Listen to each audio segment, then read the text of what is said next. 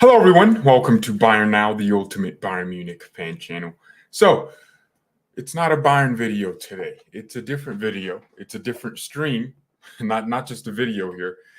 We are talking about Bundesliga predictions. Now, I already did my league predictions where I think each team will finish.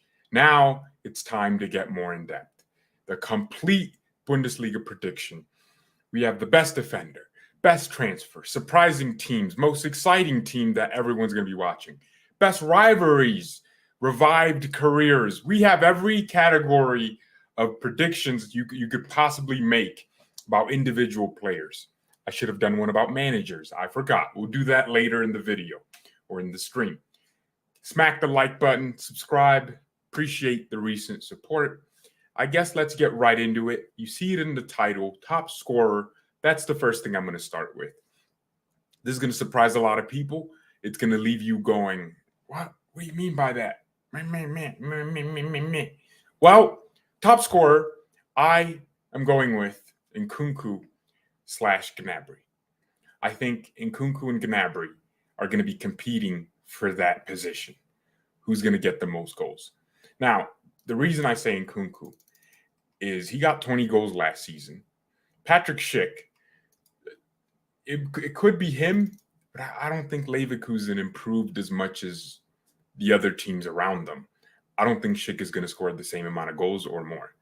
I think Gnabry is going to be getting those tap-ins. He's going to be in goal-scoring positions. We're going to be creating chances for him. And I think Gnabry is one of our more clinical attackers. You look at someone like Mane, who's more of an assist man, more of a run behind players and dribble. He's more of that type of player. He's not going to be getting 40 goals a season, believe me. And I don't think he has a season at Liverpool where he did that. But it could be Mane. It could be Timo Werner, who's coming back into the league. And that's actually going to tie into what I'm going to say when I predict my top creator assist guy. I think Gnabry will score more goals than Mane. That's my prediction. I think Mane will create more chances than he scores goals, if that makes any sense. Even against Frankfurt, Mane missed 3 big chances, but he actually created some really good opportunities. His passing was just really sharp.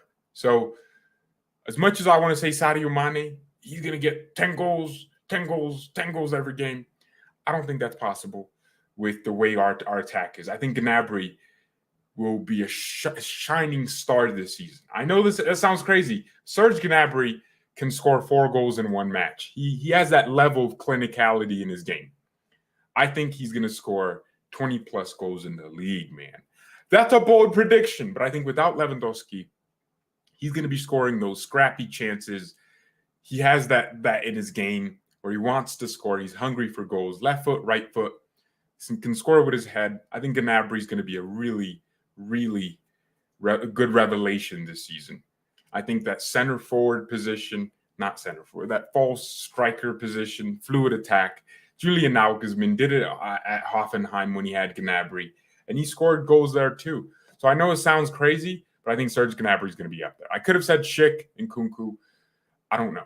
Christopher Nkunku, he's Nkunku. He already has a goal. He scored the only Leipzig goal in their game versus Stuttgart. They drew 1-1, and Nkunku was one of their brighter players. And he also had some chances. So they're creating chances for him again.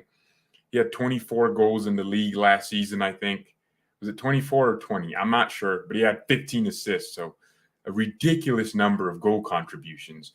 I think Nkunku is just set to have another outstanding season, and I can't wait to see it. It could be Timo Werner. These are just my predictions, by the way, how my brain works. None of these things are guaranteed to happen. Someone's just angry that I think something. Like, it's my opinion, you dumb bastard. So it could be Timo Werner, Leipzig, who scores a lot of goals. We don't know for a fact. Now, let's move away from the top scorer, because we could talk about that all day. Top creator. So I had a few options. And before I show you this, don't get angry at me and cry. I have a reasoning as to why I think Christopher Nkunku is going to provide the most assists for his teammates in the league this upcoming season. You're going to be like, what about Thomas Müller? Well, Thomas Müller will have less assists by maybe 1. He already has 2 assists. And Nkunku had 15 assists last season. Muller had at least 20, I think, in the league alone. That's a lot of assists, right? But the majority of Muller's assists went to who? Robert Lewandowski. That connection being lost, the Levy-Muller connection, now means Muller's assist might decrease because we also have a decrease in the quality of finisher. Gnabry will score goals because we create a lot of chances. But the chances we're creating now are coming from our fullbacks. They're coming from corners. We scored from a set piece. We scored from a corner. We scored from playing between a team. Like Muller will get the 15 plus assists, but I think Nkunku has Werner now, and Werner's whether you like him or not, and you think he's one of the worst players in the world, I think he is. He's still okay at finishing. He scores a good amount of goals. I mean, he needs a high volume to score, but he still scores. And I think with Nkunku having that, he'll score more goals. Nkunku's problem at Leipzig was he had Poulsen and what's his name? What's this dude's name? So what's this striker? This Norwegian striker, Sørloth. That's his name. You have Sørloth, Poulsen. The only other good striker Leipzig have is Andre Silva. But with Timo Werner coming in, he's going to be wanting to score goals and get his confidence up. And the only player in that Leipzig team that plays centrally that can create as many chances as their fullbacks is Christopher Nkunku. And I think he'll be getting so many chances to create more. And maybe he might score less, which is why I think he might sacrifice his goals to get more assists. I think Nkunku could get 20 goals and 20 assists, man. I'm not kidding you. I think this Bundesliga season is so unpredictable with what's about to happen. Now, people could say, Musiala's top scorer. That's very... If he got top scorer, I'd be so happy. I would be jumping up and down every day. I just don't think he's at that level of maturity in his game to be the top scorer in the league. And his position doesn't need a lot of goals. He can have a great performance without scoring. He can have 2 assists or be involved in all the goals, but not even have an assist. So his performances aren't really about goals. But Gnabry and Nkunku, their performances are basically, if you don't score goals and get an assist or something unique and significant in the game, you didn't play well. And that's the same for every striker, every central player that plays the furthest up top. You need to score goals. So I think Christopher Nkunku is going to get 20 plus assists. He got 15 assists last season in the league. That's ridiculous. And you got to remember, most of those came in the second half of the season when Tedesco came in. And Leipzig they lack a midfielder that can control games. But gosh, man, when they start getting the ball to Nkunku, you see this absolute burst in quality. Vardio's back, so they're going to be a stronger team. Timo Werner's back. They're going to score more. And I think they're signing Sesko next year. They're planning for the future, right? I think Nkunku gets, again, these are just my opinions, he gets the top creator. Now, when you have so many attackers being considered best this, best that, and the other, I think it only makes sense that we talk about the best defender. I think Matthijs de Ligt is going to shine. And I already see him shining tremendously. One, he's very fast. People think he's slow. He's not. He reads the game very well. He plays with his brain. And then he's very physical and aggressive. So that fits the style in the league. I am not kidding. It's so beautiful to watch de Ligt defend. He's so aggressive. He doesn't do the whole, I'm going to stay back and try to win a header and clear the ball when it gets into the box. He's aggressive. He's thinking about how to be an active defender. Now, the reason I say he'll be the best defender in the league is just the completeness. He's so tall and fast, and he just has everything he needs to be a top quality defender. But I think de Ligt has a great mentality because he's training today. The team has a day off, and he's still training. Him, Tell, and Kingsley Coman are still training. And that's so beautiful They don't even have to train. They have a day off, and they're running, trying to get fit, trying to get into the team. And De Ligt came on for Lucas Hernandez. He might start making his way into the team, De Ligt. I'm telling you, Lucas didn't play well against Frankfurt. Not as well as he normally does. And in this team, you got to perform all the time, or there's someone else that's dying for your spot. The World Cup's coming up. De Ligt's going to want to perform, and I think he's going to be the best defender in the league. Now, honorable mentions, Upamecano, Lucas Hernandez, Schlotterbeck at Dortmund. I don't think Sula is going to be anywhere close. Hell no. That fat Big Mac eating Mother Zucker. He used to be my child. I disowned him. Changed his last name. He's not mine anymore. That's not my sperm. Come on. My child would work harder than that. My only son now is Goretzka. That's my son. Okay. And Gravenberch. Gravenberch is my new son. Yeah, I have a lot of sons. No daughters. No daughters. Sorry to the women. Sorry.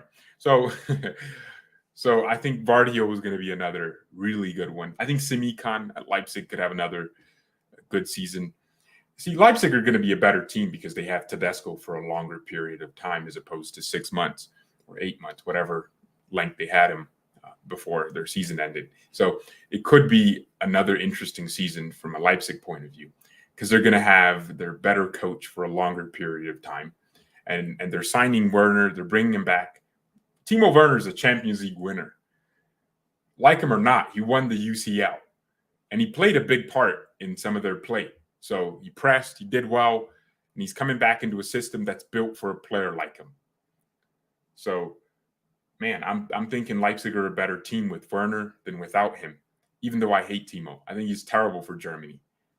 I think he makes Kimmich's passes look bad. I don't like Timo. Not a fan of him. He misses the easiest chances. Never wanted Bayern to sign him. We were never linked to him. He torqued for us. We didn't want him. And then he left the league, and then he started trashing the league that made him who he is. Now he's coming back to say, oh, I'm back. Shut up. This piece of garbage. So I think Vardio, the Semikans, they're going to be up there. But I think they're just too immature. Whereas De Ligt has had an education at Ajax and Juventus, Serie A, the league for defenders. And now he's coming into a team where he's being commanded to be a leader. So with that being said, he's already screaming defensive instructions to our defenders. And whenever we play with De Ligt, I feel like our defending is so much smoother, less erratic. We're so much more composed. It just feels like we're better. I don't know. Am I explaining that? It feels like we're defending with more composure. He brings calmness because he's a responsible defender. He's always in his position. He's always making the better choice. Now, he gets cooked here and there, but that happens to everyone. So I think De Ligt, best defender in the league. Although we have the Lucas Hernandezes, the Upamecanos, the Schlotterbecks, Tapsoba. You have a lot of good defenders. People say that the defending in the Bundesliga sucks. It's so weird how you could score a nice goal in the league and someone's like, oh, the defending. But a player could run through an entire, Premier League defense, score a nice little goal. And it's like, oh, what a great player that scored this goal. They never talk about defending. It's a really hypocritical point of view. Golden Boy, Jamal Musiala. Now, Golden Boy means young, best player. It could be Gio Reyna as he's coming back from injury, but I think by then he'll be 20. So I couldn't put him in here. Mukoko is a fraud, and he's actually on my fraud watch. That kid was supposed to be the next Pele. I'm not seeing no Pele. I'm seeing Bele. He has the belly. That's what he is. He's not Pele. I do think Musiala will be one of the biggest standout players this season. With Lewandowski leaving, there's a big spot in this team for someone to play, and he has solidified his position. I believe Musiala is now undroppable from the performances he had in the last 2 games. Now, if he sucks and Nagelsmann's like, all right, we need to try someone else, then that can happen. But if he's dropping Musiala, it better be because of an injury. It should not be because, he's not playing well. No, he's the top scorer in the league right now. I don't care. He's getting assists, he's getting goals, he's getting dribbles, he's getting everything. He's exciting the fans. So Jamal is going to be my golden boy. And I think he wins the award if he continues this season at this trajectory. Now, if we waste another few months playing him at CDM because someone got injured, I'm going to be even angrier. So let's not waste Jamal. He's going to be the golden boy. There's a few players out there. Florian Wirtz is coming back from his ACL, which is a big injury. We don't know how he reacts after coming back. So I could have put him and then made Musiala like one of the standout players and just said that about him instead of putting him as golden boy. Because if Wirtz comes back and produces for Schick, then that's another thing. That's why I can't put Patrick Schick in there as a top striker, top scorer, because he's losing his assist man. It's the same thing as Lewandowski losing Müller. It's like he's not going to score as many goals because he doesn't have a guy that understands him, understands which passes he likes and how to pass the ball to. He doesn't have that understanding with any of the other players. So I can't put Florian Wirtz as a golden boy because we don't know how he comes back after injury. Okay, so that's for me my top golden boy, Jamal Musiala. Best transfer, I think Sadio Mane will prove to be. It's weird because I'm making De Ligt best defender. We signed him at the same time as we signed Mane, but I'm making Mane best signing. Well, there's more to a signing than just they got here. Like there's more to that.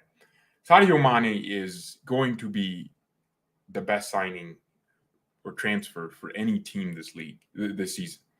I think he just has too much to gain. I think he's too good. I think he's going to show in the Champions League, especially the maturity level in his game. His experience is up there and his youth is still here. He's on the better side of 30. It's not like he's going to turn 31 next month. He's going to turn 31 next year. So Sane has a lot. And he took his team to the World Cup. So the entire nation of Senegal watches BayernNow. So watch Bayern now, not just Bayern. So it's going to be fun to watch Sadio Mane play. Damn, we have a lot of Anes at Bayern. Sane, Mane. We're going to sign Kane from Spurs. Yeah, Mane's going to be the best transfer. Honorable mentions. I don't know who signed who. I think we have the best window in the league by a mile. The only other good transfers would come from us. Could be Gravenberg, could be Noose, but I think Mane will outperform every other signing in this league next season or this season. Now, this next category gets interesting because this is where we start talking about signings, or not signings, teams in general. So we have our best transfer, best defender, best golden boy, best creator, assist, goal scorers. I think a surprising team for everyone is going to be Glasner's Frankfurt.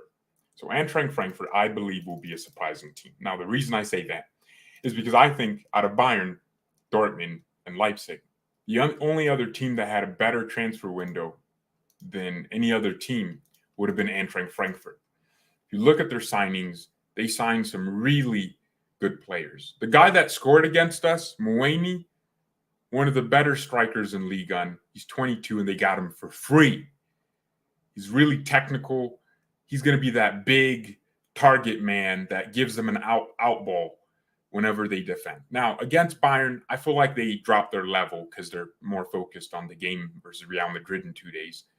And therefore, they were like, all right, let's just not get anyone injured, lower quality, because Glasner likes the prospect of cup games. Now, people are saying it's going to be hard for Frankfurt to compete in the Champions League, but I think they have more depth now than they did before. They have Borre, and then they also have Mueni. They have Kamada, and then they also have a good midfield outside of him. They have Lindstrom, and then they also have someone else. Now, they're losing Ndika potentially and Kostic. That's going to be costing them a lot of games. But I think they have enough. They're savvy enough to replace them or know what they're doing. Or they might change their formation. I don't know. They might not even lose Evan Ndika. But it's going to be really interesting how Frankfurt perform. I think players like Ndika are waiting until after the Real Madrid game before they move. And I think they're telling AC Milan to wait because this game on Wednesday is going to be a really crucial game. If Frankfurt wins that game, I think Ndika will stay. Here's why I think that. If you look at Frankfurt, they're going to be in the Club World Cup after that. So those players are going to be like, well, I want to win something else again. And, they're going to be the favorites. Because as much as, you look at the Brazilian teams, you're like, Frankfurt is a freaking great team. So I think Eintracht Frankfurt will be the most surprising team to a lot of people. I think their performances in the Champions League will surprise a lot of people because they live for cup games. Their entire style is just cup games. It's crazy. Now, this is going to go interesting. So I said the most surprising team would be Oliver Glasner's Frankfurt. My most exciting team to watch would be RB Leipzig. Now, it's going to be exciting to watch Bayern because that's my team. But a team that I would personally think is almost the same level of exciting. Not if you support them. There's differences. Like sometimes it's not exciting to watch Bayern, but someone might be watching us going, they're excited to watch us, and I'm not excited to watch something. I'm not excited for formation. I have more complaints. I have more pressure. I want to win the game. But if I'm watching a Leipzig, I don't care who wins. I just want to watch good football. So there's a difference between being excited to watch your team and being excited to watch football in general. I think a team that's going to be super exciting is going to be RB Leipzig. Now, the reason I say that is because Domenico Tedesco, for me, is one of the better managers in this league. And I think they're backing him. They're giving him Timo Werner. And by the way, for 20 million, that's a steal. Even though Werner sucks, Chelsea paid like 70 million for him. So Leipzig, they're fleecing Chelsea twice. It's ridiculous. He's joining Leipzig tomorrow, doing his medicals, and then his announcement is coming. 20 million plus add-ons, man. Wow.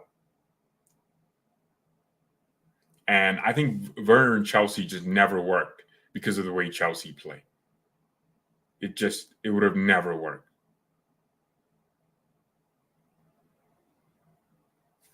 So I think the most exciting team to watch is going to be RB Leipzig. I was watching a clip there on Twitter. First of all, obviously, for all these categories of what I'm predicting here, give me your thoughts. I'm not looking at the comments just yet. I'm doing the stream. So it's going to be exciting. Honorable mentions, Dortmund, Schalke, watching them lose could be exciting, depending on which club you support. Could be exciting to watch Dortmund with their new signings to see how they perform under Terzic. I just think BVB are boring, man. There's no stakes in their games. They don't take risk. They were winning 1-0 against Leverkusen. Now they won the game at the end, but they just did not do anything beyond what I thought they were supposed to do. They were so boring. BVB was boring. That sounds weird. The second place derby, I think it's going to be BVB versus Leipzig. Bayern's rivalries don't exist. We don't have any rivals apart from maybe Gladbach that beat us every now and then. But there's no singular team apart from them that just beats us like that. I don't think watching Bayern versus Dortmund has ever been fun for me because I think ever since I started watching Bayern 2014, I don't remember how many times Dortmund beat us. Like genuinely, no disrespect, I don't remember. I don't know if they've even beaten us in the last 4 years. Niko Kovac beat them, and we were 9 points behind them in March in 2018. Was it 2019? And Kovac came back and won the title 2019, I remember. Dortmund aren't exciting. They're not a rival to us. They lose games to us like it's nothing. I think Leipzig versus Bayern is more exciting than Der Klassiker. The only reason it's Der Klassiker is because of the differences in the geographical regions. Munich is a more traditional, conservative, thinking place, traditional Bavaria. And then Dortmund is industrious. That's where the technology would be. That's what I'm guessing. So there's a cultural rivalry.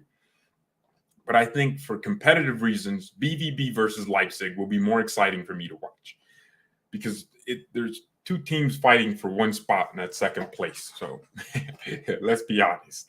They're going to fight each other for that second place trophy, because it's going to be better to finish second than to finish third. Because let's be realistic, they're nowhere close to us. We spent 150 million. Dortmund spent a lot too, but they also sold one of their better players. So, yeah, revived careers. Now, no, let me do Golden Boy defender. I think Vardio. Midfield would be Gravenberch, but I forgot to put him in here. I think Gravenberch will shine in the midfield. I thought, since Golden Boy is kind of a attacker-minded award, how many defenders ever win that? Exactly. It's usually midfielders and attackers. It has to be Vardio, man. He's 19 or is he 20? I don't even care. Under 21, that's how I consider Golden Boy. I think you're still a young man when you're 21. Vardio, bro, he came on for Leipzig and improved the quality of their game. He's playing their next game. I think Vardio is great, man. Progressively, I think he was the best defender in the league last season for progressive passes into the final third. And that was crazy, man. He has a lot of good quality, good technique, good on both feet. Vardio. Revived career. Leroy Sané and Gio Reyna. Now, the reason I say Gio Reyna, you're going to be like, he never died. Well, he was injured, so I'm thinking he's going to revive his career. But the bigger one is Leroy Sané. I actually think Sané is going to perform his life out. I think he's going to help us so much. And the reason I say that is because I love him and I'm biased. But it's not just the only reason. Leroy Sané has his back against the wall, dude. If he doesn't perform, man, everyone's going to be coming for his head. There was a story this morning that says there's a divide that they feel like this is Sané's last year to prove himself, and it is. Don't be an idiot. If he doesn't perform this season, he's getting sold next summer, 100%. We're paying $20 million for you every year, and we bought you for $40 million. Perform, G. So Leroy's going to have a lot on his shoulders. I think he can handle the pressure. So, yeah. Come on. That's how I feel. Cup performers. It's going to sound weird to you, but I think Bayern are going to perform greatly in the UCL. Leipzig and Frankfurt will do well in the Pokal. I think Leipzig are going to want to win another trophy. I don't think Bayern's taking every trophy available. I don't think so. I think we are capable of losing in the Champions League. We are also capable. Because as much as we are good, you never know. We get an injury and it's like someone gets a red card. Those things happen in football. Or someone scores a header and they defend for the entire game and we lose 1-0. 1-0, score lines happen a lot. So I think cup performing teams are going to be Leipzig and Frankfurt in the Pokal, Bayern in the UCL. I think we can win the Champions League. I think we have the quality. I think we bought more. I think we spent the best. We spent very wisely this transfer window. We got rid of Levy, and we brought in players at a world-class level in multiple positions. We have to win the UCL, or we're going to look like losers, man. So those are my predictions for what happens next season. And there we go.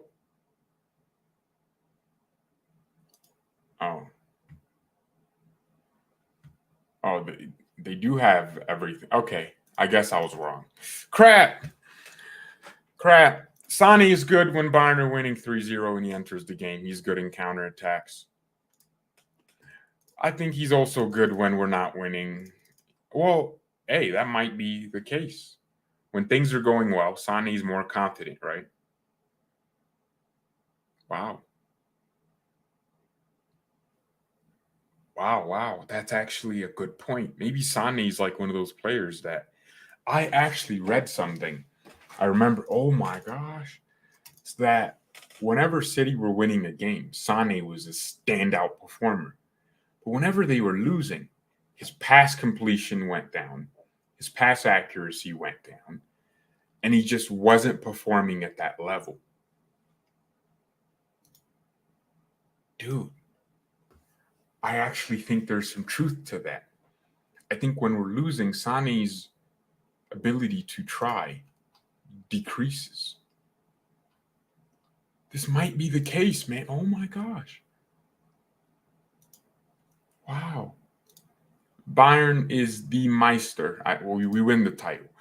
This wasn't a prediction of, who wins. It was more of a who gets top scorer, who gets assist, who gets defender of the year, who gets attacker of the year, who gets the best rivalry, most exciting teams to watch, who's going to revive their career.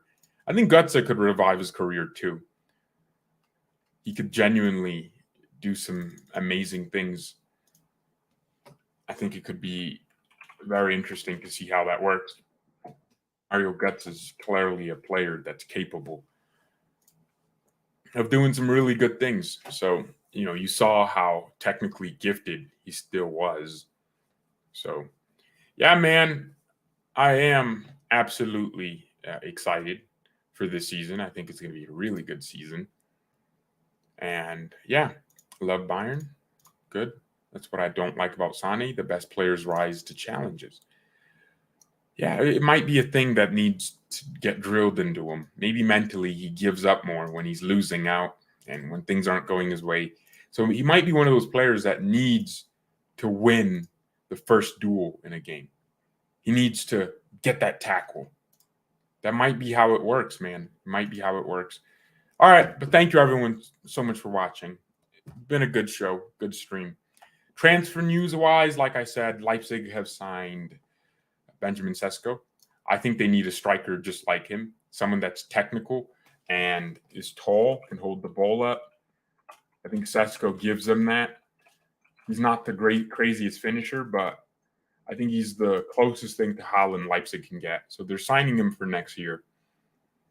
And, that's Manchester United losing out on another young player. So he's going to Leipzig. I mean, it's always good to see exciting attackers in the Bundesliga. I also think, what's his name? Modeste to Dortmund, decent transfer, just someone to, be a striker while Haller isn't there.